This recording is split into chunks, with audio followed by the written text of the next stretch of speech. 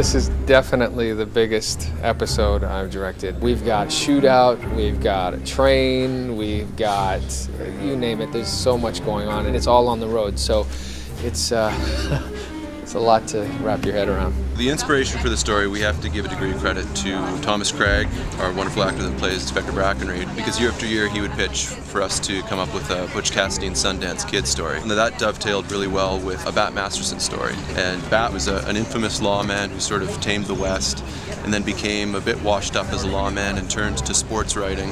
I once sat across from Butch Cassidy at a card table in Hot Springs, Montana. I'll bet I am the only man in this city to say I've looked him in the eye.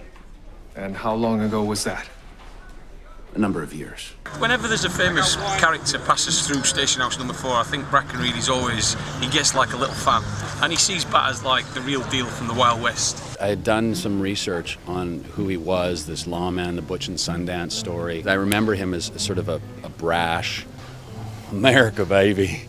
He's this force. So there's this largeness to him and brashness to him. He's a lawman that I think is frustrated because he's not doing what he feels he should be anymore or what he was best at.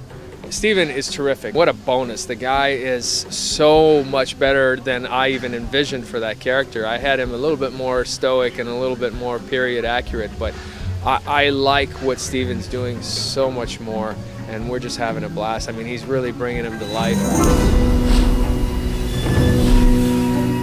Today, we're going to have a couple of mini high falls. The first one is the fellow that will come out of that big hole, and he'll come out backwards, and then he'll fall on that supposedly bale of hay, but underneath that bale of hay, it's movie magic. We have boxes and mats underneath there so he can land safely. We work it through a little bit at first with some blocking and walk it through. Because the stunt performer is coming out backwards, he's basically going to a blind target.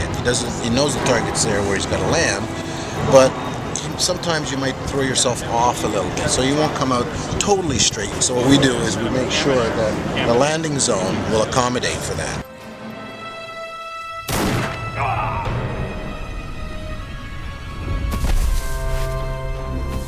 And the other one, there's two guys coming out through the wall, so you got to make sure the guys are in sync to make sure that they know both what they're going to do, even though they have to come out there looking like they're totally askew.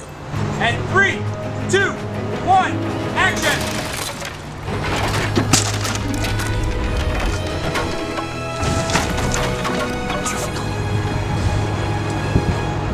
Cut! That was really cool. We only did that take once, and it was fabulous. It was fantastic.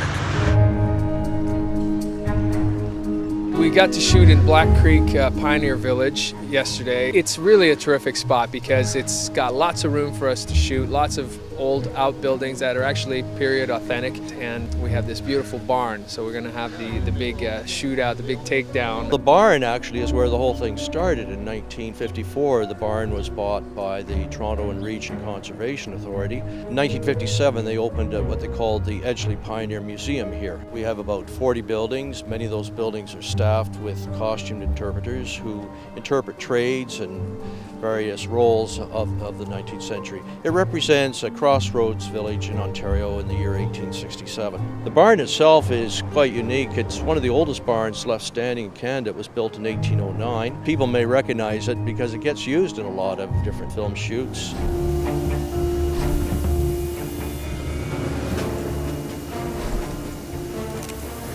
Reach for the sky. Oh dear Lord, please don't shoot!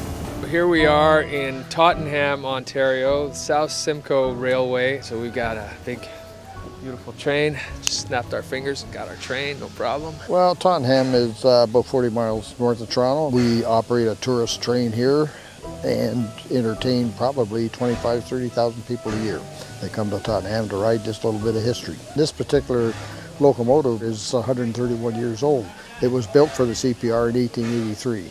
It actually was indirectly involved in the construction of the railway across Canada. Isn't that amazing?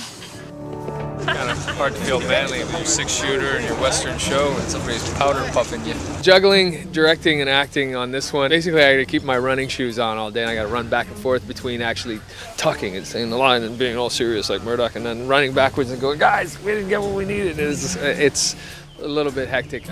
It's fun, and the day goes by super fast, but it is a little tiring. Can we move that train, please? Watch this.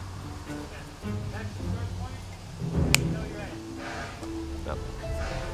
Okay, I gotta go.